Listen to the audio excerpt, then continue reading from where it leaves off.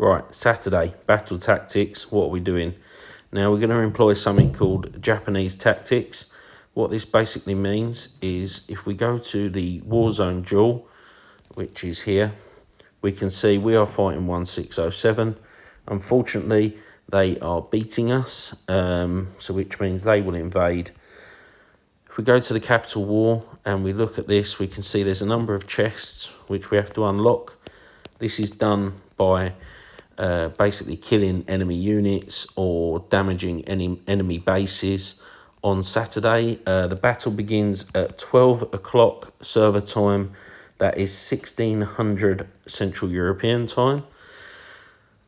What we need to do is take the defense off the wall. So you click the wall in your base, click that blue logo, and I actually use a one hero defense, but you can remove all 3 squads from defense. What this means is you'll get zeroed, but your hospital won't get overwhelmed, which then, if that hospital gets full, you end up with troops dying anyway. So remove the defense.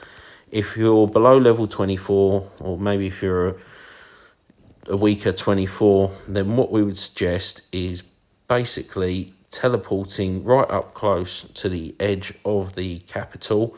So this brown area is the mud. I'm not sure why this is lagging so much. All of this brown area is the contaminated zone, the mud. You want to set yourself up nice and close to the border like these guys have. Leave your shield on, and then what you can do is garrison either the cannon or us. So we will be around this south cannon, giant cannon S.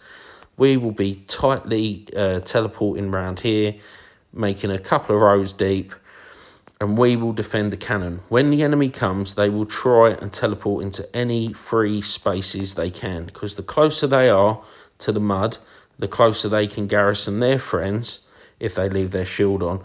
Or you can imagine if one of them teleports in here and there's 6 of us without a shield on, they're very quickly going to manage to overwhelm us.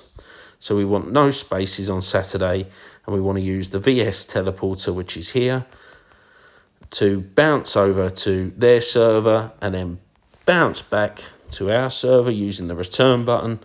And basically you'll have a choice to teleport wherever you want, like this. So we will teleport in and fill up any spaces in neat little lines. When the battle starts, if you are garrisoning from the edge here, you want to be watching this cannon and looking at our bases here. Send a squad to a base and send your strongest squad probably to the cannon.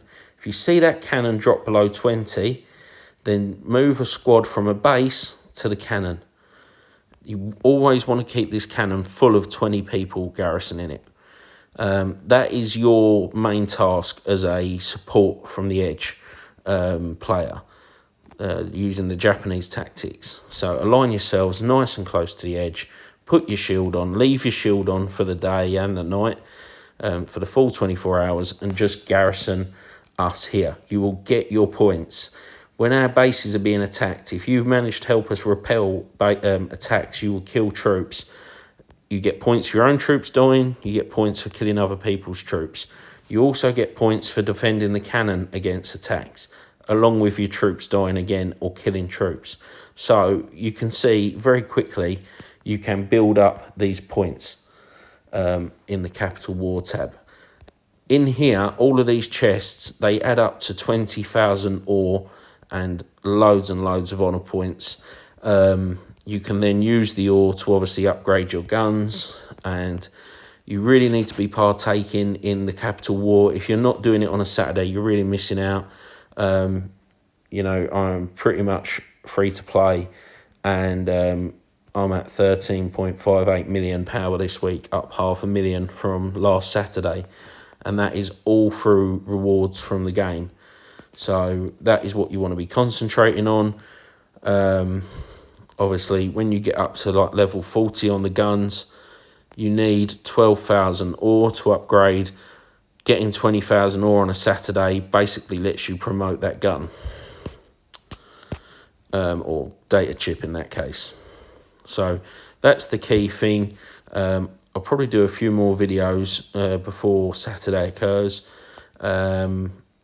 And yeah, any questions, please reach out to me or Wolfie, anyone really, any of the R4s, and we'll help you talk you through it. There's nothing to be scared of.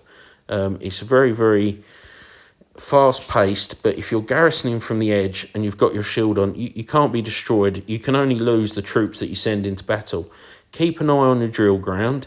If you start running out of troops, keep 2,000, 3,000 back.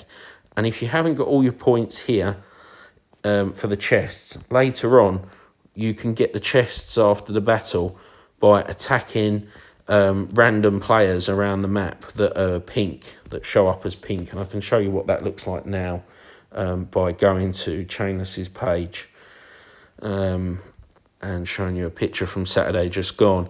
So enemy bases show up pink like this, and they have these little diamond icons. It's them pink bases you want to be attacking on Saturday, obviously.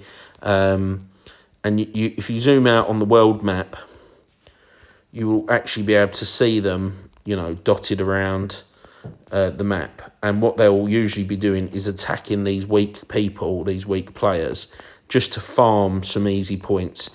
And you can do it as well. You can use the VS teleport. You find one on the map. Say this is a pink base. We'll share this to the APCalypse chat. And then when you use the VS teleporter here to hop over to 1610, once you're there and your base is situated, what you can very quickly do is just hop to the chat here, open this up, and click the link, and then it says teleport right next to them here, and that'll bring you back to 1612, and then you can zero this person very quickly, and basically get your points that way after the battle if you don't manage to make all the points during the battle. Just keep 4,000 troops back, enough for a squad or two, so that you can get your points later in the day. That's what I would say. If you're fighting in the mud, the chances are you're going to, if we lose, you're going to get most of your troops wiped out. If we win, you're still going to lose most of your troops, but at least there'll be the diamonds to collect, and also the no, we won't get the Conqueror's diamonds because we're going to be invaded. But yeah, there'll be plenty of rewards. Obviously, if we win, we also unlock this here. So it's a gold decoration box, 10 shards, 20 hero tickets, another 10k honor points. And obviously, honor points are probably the best currency in the game because you can unlock blueprints here. So you can buy blueprints with your honor points. This skill chip box, it's not really great value, but you can get that. Never buy the gold deco chest, that's not worth 50,000. Never buy the shards, they're not worth 3,000 honor points. Nothing on this page is really worth the money except the blueprints and kind of that chip chest, because that's £50 to buy that. So yeah, hopefully on Saturday, reach out to me, ask us questions, ask any of the R4s questions. Just remember, if you're lower than 24, you'll probably be best off defending from the edge, garrisoning us or garrisoning the cannon. And I'm pretty sure we will have the south cannon again. Yeah, so that is your main job on Saturday. Defend that cannon at all costs. Keep sending your 2 stronger troops. I wouldn't bother sending the 3rd. But yeah, the stronger troops to either one of our bases or the cannon. And if your troop on the cannon gets knocked out, swap the garrison on the base, say here, back to the cannon, because that is the main priority at the end of the day.